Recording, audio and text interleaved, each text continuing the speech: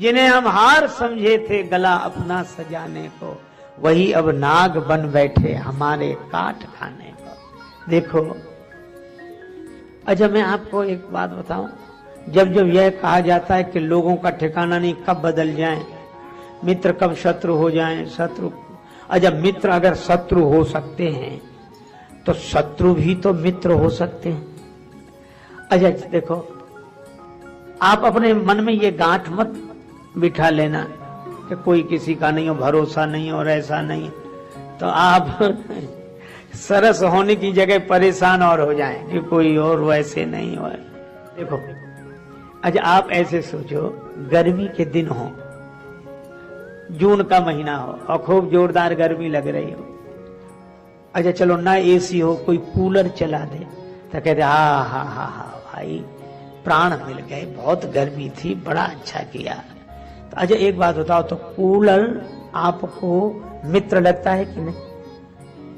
कितना प्रिय लगता है, चला भाई चला चला, अरे भाई अच्छा, और वही कूलर लगा रहे, वही कमरा हो और जनवरी की भयंकर सर्दी हो, फिर कोई कूलर खोले, अरे भैया बंद कर, प्राण लेना है क्या? देखो तो उस समय वह शत्रु है। अच्छा अब आप एक बात बताओ, कूलर बदल गया कि समय बदल गया?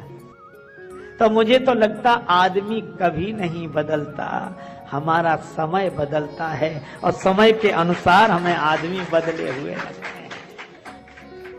समय फिरे रिपु होए फिरीते, अपना प्रारब्ध जैसा जहां से वैसे परिणाम मिलते वहां से, मीठे फल अब लगेंगे कहां से, बीज कड़वे तो बो ही चुके हो, राही जागो हुआ अब सवेरा, पूरी रजनी तो सो ही चुके हो।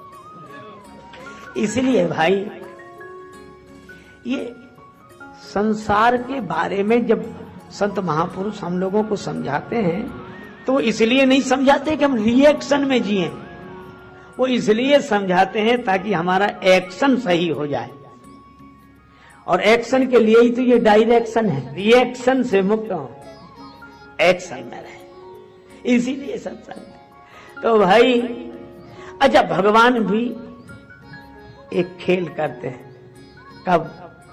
जब कोई संसार के संबंधों में आसक्त होकर भगवान कोई का विस्मरण कर देता है, तब भगवान कहते हैं कि ठीक है, लेकिन जरा देखना, एक क्षण ऐसा आएगा कि तुम्हें हमारी ओर देखना पड़ेगा, क्योंकि ये तन कीमती है मगर है विनाशी, कभी अगले क्षण के भरोसे न रहना, निकल जाएगी छोड़ काया को पल में, सदा श्वास धन के भरोसे न रहना। एक क्षण में भोगी, एक क्षण में योगी, और क्षण भर में ज्ञानी और क्षण में वियोगी, बदलता जो पल पल में वृत्ति अपनी, कभी अपने मन के भरोसे न रहना। तुझको जो मेरा मेरा कहेंगे जरूरी नहीं वे भी तेरे रहेंगे, मतलब से मिलते हैं दुनिया के साथी, सदा इस मिलन के भरोसे न रहना।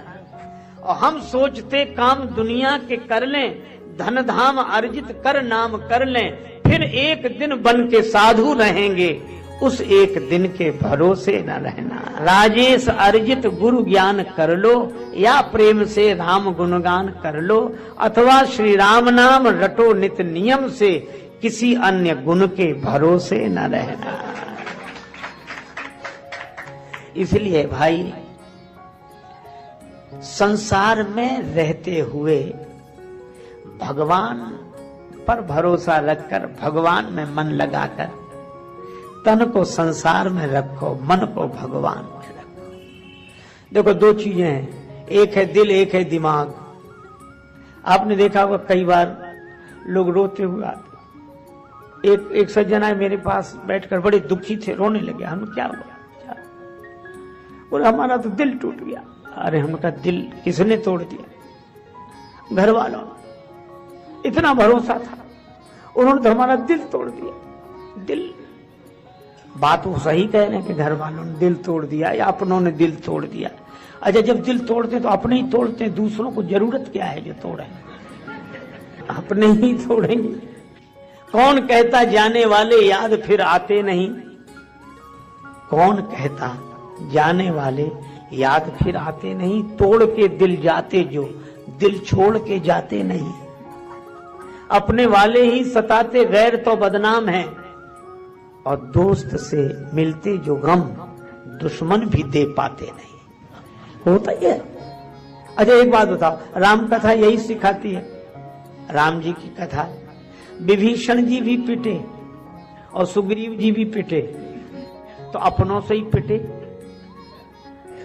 बड़े भाई सुग्रीव के बाली, विभीषण जी के बड़े भाई रावण पिटे। अरे भाई, तो बोले दिल टूट गया, घर वालों ने दिल तोड़ दिया। तो हमने उनसे सहानुभूति के नाते कुछ बातें कही, लेकिन एक बात फिर जब वो थोड़े आश्वस्त हुए, हमारे समझाने से थोड़ा उन्हें ठीक लगा, तो फिर हमने उनसे कहा कि दिल टूट गया ये तो दुख की बात है, पर तुमसे कहा किसने था कि घर दिल से चलते हैं? काहे को लगाया था? तो बोले फिर करते क्या? हमने कहा देखो एक सीधी सी बात है, ये घर दिल से नहीं दिमाग से चलते हैं। संसार में दिमाग से रहना चाहिए, संसार में समझ पूर्वक रहना चाहिए। तो फिर क्या करें? हमने कहा दिमाग से संसार में रहो, घर में रहो, परिवार में रहो, और दिल से भगवान में रहो, यही जीवन की है। लेकिन भगवान में हम अकल लगाए, भगवान में तो ऐसी अकल लगाए हैं कि वो हैं भी कि नहीं, आज तक विचार कर रहे हैं। दुनिया पर विश्वास और भगवान पर विचार होना चाहिए कि दुनिया में रहें तो विचार पूर्वक और भगवान में रहें तो विश्वास पूर्वक। देवकी माता ने विश्वास कर लिया कि मेरे भाई जैसा महान कोई नहीं है। इतना बड़ा होने के बाद नंगे पांव मेरे रथ का सारथी बन गया।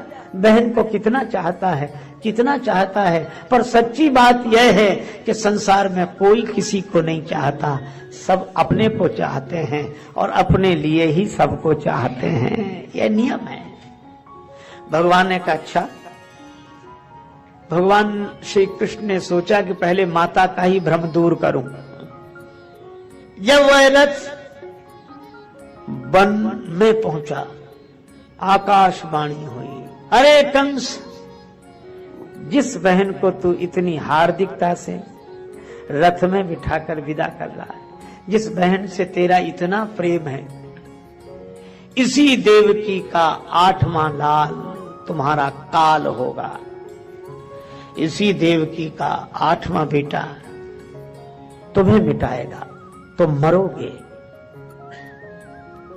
बस इतना सुना तो अभी देवकी के हाथ जोड़ रहा था, मुस्कुरा मुस्कुरा कर देख रहा था। अब तो देवकी के बाल पकड़ लिए, तलवार खींचे, सिर ही काट दो, न रहेगा बांस न बजेगी बांस। देवकी ही नहीं रहेगी तो लाल कहां से होगा, और लाल कहां से होगा तो हमारा काल कहां से होगा। ये मौत को मिटाने चला है। तो हमने ये कथाएं सुनी स्वामी राजेश्वरानंद जी महाराज द्वारा। बहुत ही हास्यास्पद ढंग से स्वामी जी ने इन कथाओं का वर्णन किया है। उम्मीद करता हूँ कि आपको ये कहानियां पसंद आई होंगी। अगर पसंद आई है तो लाइक शेयर करें, चैनल को सब्सक्राइब करें, ताकि इस तरह की कहानियां हम आपके लिए लेकर आते हैं। धन्यवाद।